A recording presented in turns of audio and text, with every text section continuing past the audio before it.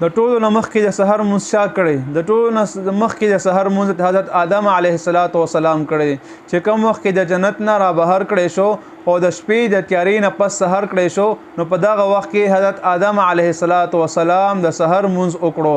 دغه رنګ د ټولو نه مخکې د ماسپښین مونځ حضرت ابراهیم علیه السلام کړی دی، چې کوم وخت کې الله جل شانه دته حکم وکړو چې خپل زوی لخت جگر اسماعیل علیه السلام ذبح کړه.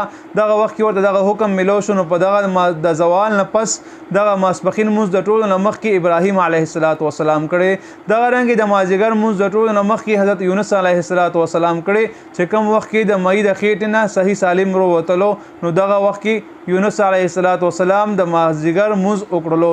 بطور شکرانه د ماښام مونځ د حضرت عیسی علیه السلام کړی دی، بطور شکرانه ټولو نه مخکې د ماښام مونځ عیسی علیه السلام کړی.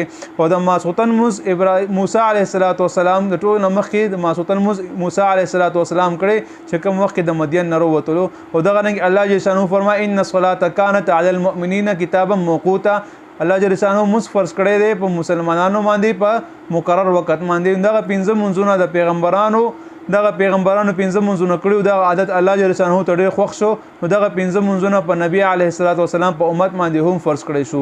د دې نه مخکې الله جل شانه په نبی علیه السلام باندې 50 منځونه فرض کړیو په معراج کې، نو بیا الله جل شانه دغه رنګ په پیغمبر علیه السلام باندې 50 منځونه ته هغه رو رسیدل، چې موسی علیه السلام او نبی علیه السلام ته فرمایل چې تاسو په امت باندې 50 الله تعالی د منځونه کم کې. دغه رنګ الله جل شانه لبا نبی علیه السلام تور دغه رنګ چې اخیری 15 منځونو ته ورسېدو، بیا موسی علیه السلام نبی علیه السلام د فرمایي چې په امت باندې 15 منځونه هم ډیر دي. الله جل شانه ته ارزو کوي چې باندې 15 منځونه هم دا کم کی. نو نبی علیه السلام ته فرمایي چې بس ما نور د الله نه حیا راځي، زه نور دینه منځونه نشم کولی، الله تعالی ته نشم دی. نو دغه 15 منځونه الله جل شانه په مونږ باندې په نبی علیه السلام باندې فرض کړیو، په نبی صلی الله علیه وسلم په امت باندې فرض کړی دي. دغه 15 منځونه الله جل شانه مونږ باندې فرض کړی دي، او چې مونږ 15 منځونه مونږ کو ثواب یې سونه دي، الله جل شانه مونږ ته 50 منځونه ثواب راکړي.